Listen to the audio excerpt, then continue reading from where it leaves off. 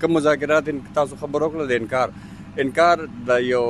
ټي ټي پی حوالې سره یا د نور چې کوم تنظیمونه دي دهشتګرد تنظیمونه زموږ ملک کې هغه ډیکلیر شوي دي هغې سره زموږ پاکستان په مذاکراتو نه انکار کړی وي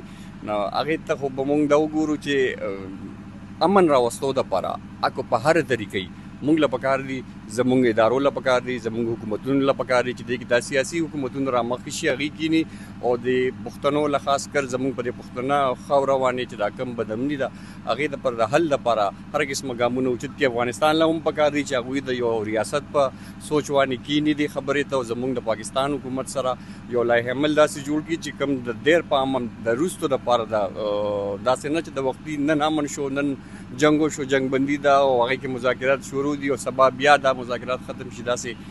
واقعیات بیا راځي نو دواړو ملګرو له پکار دي چې په دې باندې د خپل خبرې مخې ته کیږي او په هغې باندې سیاسي طریقې سره دا مسله حل کړي ټول نو مخکې پکار دي چې مذاکرات واحد حل دی د امن دپاره او چې څو پورې مذاکرات نه کیږي نو امن چې دی نو بیا مشکله ده افغانستان او پاکستان دواړو دپاره چې کوم خطې چې دي او په خصوصي توګه د کومه پوله چې د دواړو طرف ته پښتانه دي نو باید چې د مذاکراتو لار چې دی نو هغه اختیار کړی شي کو افغان حکومت له هم پکار دی چې دې سره سنجیدګۍ سره غور وکړي شي چونکې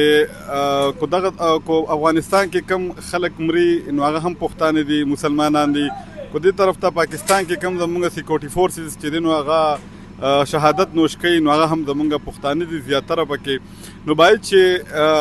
دغه ترکي قطر شو یو ای شو په کار چې هغوی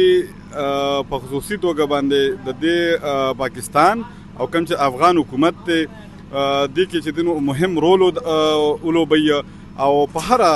توګه چې وي خو چې دغه امن دغه مذاکرات کامیاب شي نو دا به یقینا چې د پاکستان او د افغانستان د دواړو هیوادونو